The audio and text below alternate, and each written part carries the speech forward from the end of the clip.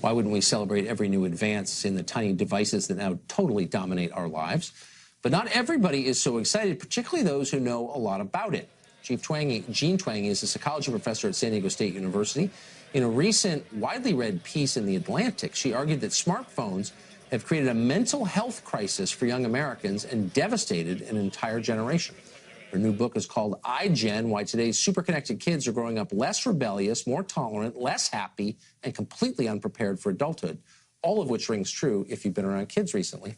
Professor Twenge joins us now. Professor, thanks for coming on. Thank you. So let me just ask the macro question first, which is technology has completely reordered our lives from the most minor details to the biggest facts of our lives.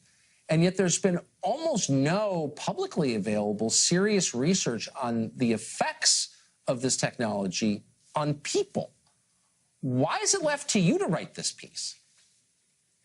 Well, there has been some research, but I agree with you that it has not gotten the attention that it's deserved. So I found with teens, for example, that those who spent more time on screens, say social media and texting, were less happy, more depressed, and actually had even more risk factors for suicide. And there's other studies that have found the same thing. There's a couple, for example, that followed people over time, found the more they used social media, the more unhappy they were. And unhappiness didn't lead to social media use, so it wasn't the other way around. Well, I mean, that just seems like a really important fact. So I see the coverage of the iPhone, and I have one sitting on the desk right here, which I use a lot, too much. So I'm part of the problem. But I see the coverage, and it's this breathless technology reporting. But I never hear anybody mention the obvious, which is the more you use this thing, the less happy you become. I mean, that seems like a salient point, no? Yeah, absolutely. And, you know, I think it's really having an effect on young people. So I've done this work on generational differences for about 25 years.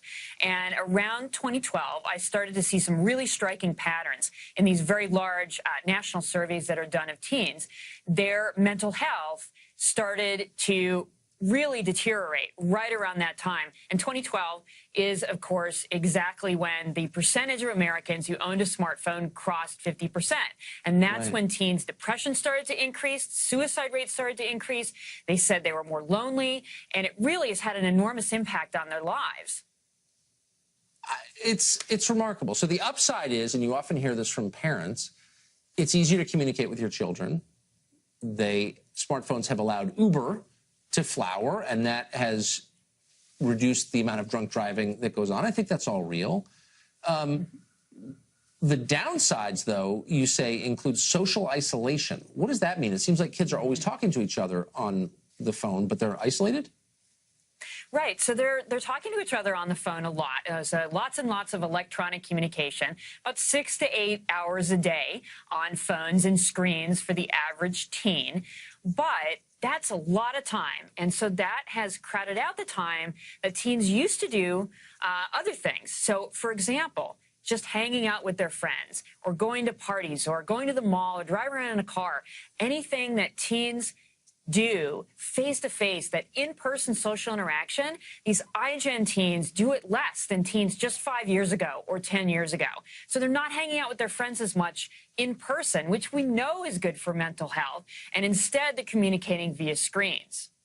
That's just amazing. So if you grow up immersed in this, what's the likelihood you're going to be able to finish reading a 300-page book at some point?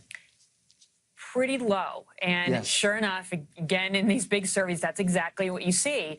That if you look at, say, high school seniors, the percentage of them who say that they read books and magazines, even occasionally, has just plummeted. And that's what happens when they get to college. College faculty say they're not reading the textbook. They complain if I ask them to read anything longer than a few paragraphs, which, of course, that's what they're used to. They're used to things really changing every 10 seconds or so on the phone, and they don't have the attention span to sit and read a book or even a long magazine article.